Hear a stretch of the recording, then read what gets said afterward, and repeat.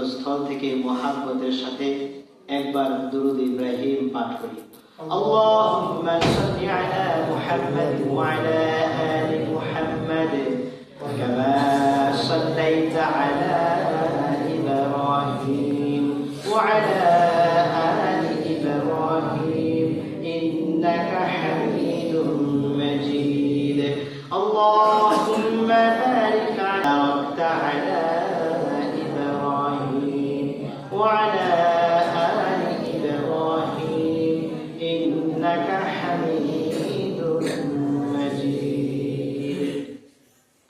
উপস্থিত মেহমানানে আইজম,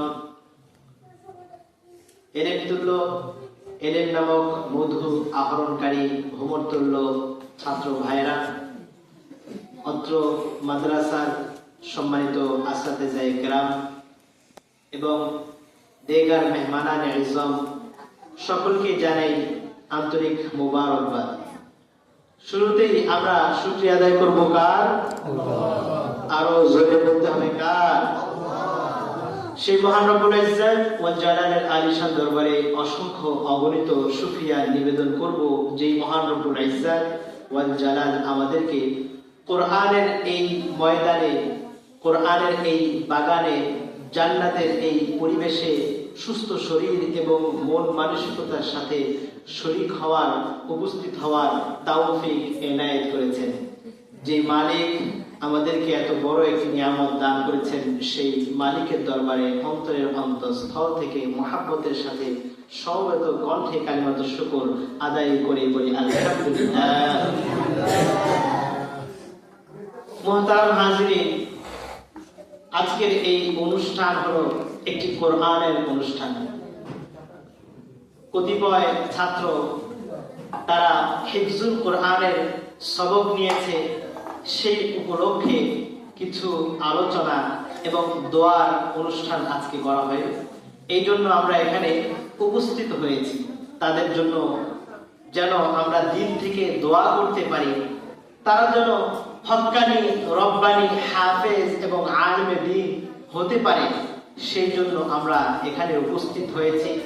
মুরব্বীদেরকে দাওয়াত দেওয়া হয়েছে, আমরা প্রত্যেকেই দোয়া করব আল্লাহ রাব্বুল আলামিন যেন এই মাদ্রাসার প্রত্যেক তালিবুল ইলম ছাত্রকে যেন বিশ্বময় হাফেজে কোরআন, আলিমে দ্বীন, দ্বীনের সহিহ খাদেম হিসাবে কবুল আর মঞ্জুর করেন। সকলে বলি আমিন। ঐশী বাণী ও রেসালাতের অমিয় খুশবুতে বিমোহিত হয়ে আমরা এসেছি এই এলমি উদ্যানে। নশ্বর পৃথিবী নামক চোরাবালিতে যাইনি হারিয়ে, স্থান করিনি মনোমুগ্ধকর কারুকার্য খচিত কোনো কলেজ, ভার্সিটিতে। অন্তরের অন্তঃস্থল থেকে একান্ত আপন করে নিয়েছি এই কওমি মাদ্রাসাকে। কথা বলুন ঠিক কিনা? আমরা চাইলে স্কুল, কলেজ, ভার্সিটিতে যেতে পারতাম, সন্তানদেরকে ভর্তি করাইতে পারতাম, দুনিয়াবী শিক্ষা প্রতিষ্ঠানে সন্তানকে দাখিলে নেওয়াইতে পারতাম, ভর্তি করাতে পারতাম, কিন্তু সেটা আমরা করি নাই। একমাত্র মহান আল্লাহ সুবহানাহু ওয়া তাআলার রেজামন্দির জন্য এবং দ্বীনের খাদেম হিসেবে সন্তানকে আল্লাহ রাব্বুল আলামিন যেন কবুল করেন, সেজন্য আমরা এই কওমি মাদ্রাসাতে আমাদের সন্তানদেরকে, আওলাদ ফারজানকে ভর্তি করিয়েছি। কথা বলুন ঠিক কিনা? নাকি অন্য কোনো নিয়ত আছে? অনেক টাকা পয়সা কামাবে, এরপর অনেক বড় বিল্ডিং করবে অথবা বিদেশে যাবে, দুনিয়াবী কোনো স্বার্থ হাসিলের জন্য আমরা সন্তানদেরকে মাদ্রাসায় ভর্তি করিয়েছি? নাকি আখিরাতের জন্য, আখিরাতের স্বার্থ হাসিল করার জন্য? আল্লাহ রাব্বুল আলামিন আমাদের প্রত্যেকের এই সহিহ নিয়তকে কবুল আর মঞ্জুর করুন। আমিন। ইলম দুই প্রকার, বিদ্যা, জ্ঞান, সুশিক্ষা। একটা হলো শিক্ষা আর একটা হলো কুশিক্ষা। যেই সুশিক্ষা প্রদান করা হয়, শেখানো হয়, সেটা হলো, সেই প্রতিষ্ঠানের নাম হলো এই কওমি মাদ্রাসা। কওমি মাদ্রাসাতে কোরআন ও হাদিসের বিশুদ্ধ ইলম, সহিহ ইলম বিতরণ করা হয়।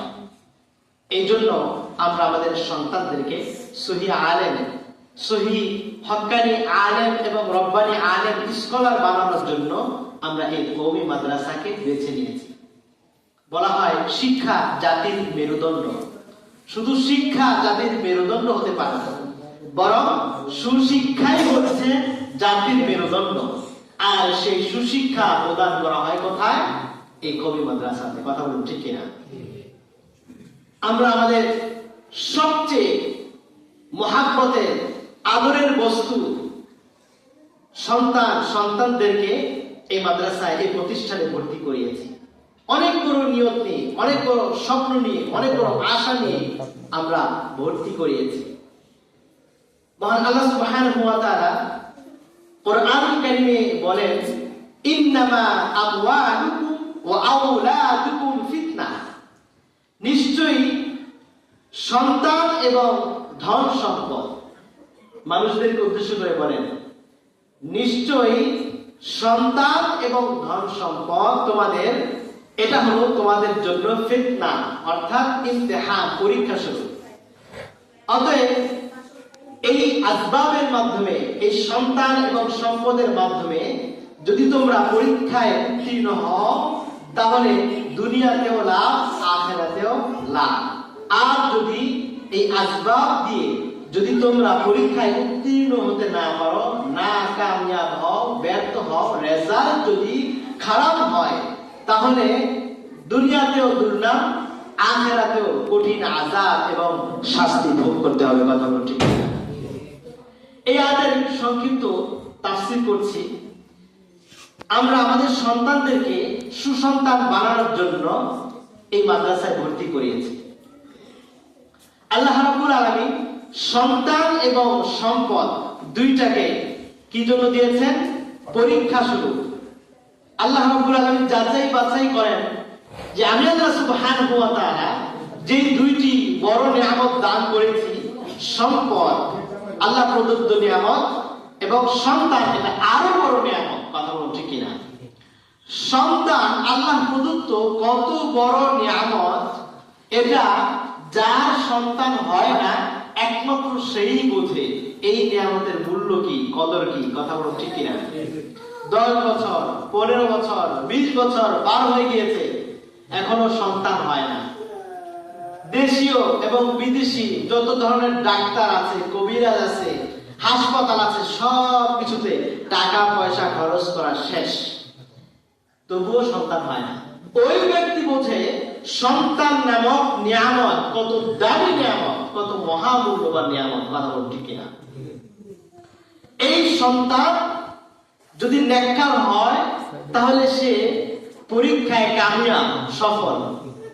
এই সন্তান দুনিয়াতে তার মুখ উজ্জ্বল করবে, কাল হাসরের ময়দানে এই সন্তানের উসিলায় সে জান্নাতে চলে যাবে। জোরে বলুন সুবহানাল্লাহ। আর যে ব্যক্তি সন্তানকে মানুষের মতো মানুষ করতে পারবেন না, উত্তম আখলাক, আদর্শ, তালিম এবং তারবিয়ত শিক্ষা দিতে পারবে না, সেই ব্যক্তির সন্তান হবে বদকার সন্তান। চলতে ফিরতে মানুষ গালিগালাজ করবে। সন্তান যদি কোনো একটা খারাপ কাজ করে, অপকর্ম করে, কোন একটা অনৈতিক কাজ কর্মে জড়িয়ে যায়, তখন গালিটা কিন্তু প্রথমে বাবা মাকে দেয়।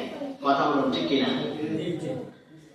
এবং বিভিন্ন জায়গায় গেলে অপমানের শিকার হতে হয়, অসম্মানিত হতে হয়। কার কারণে? এই সন্তানের কারণে। শুধু তাই নয়, শুধু এই দুনিয়ার বুকেই নয়, কাল হাসরের ময়দানে এই সন্তানকে নেককার না বানানোর কারণে, বদকার বানানোর কারণে, কোরআনী শিক্ষা থেকে দূরে রাখার কারণে, কাল হাসরের ময়দানে আমি যতই না এই দুনিয়াতে ইবাদত বন্দেগী করি না কেন, যতই না আমি 5 ওয়াক্ত নামাজ পড়ি না কেন, কাল হাসরের ময়দানে আমি একা জান্নাতে যেতে পারবো না। কথা বলুন ঠিক কিনা?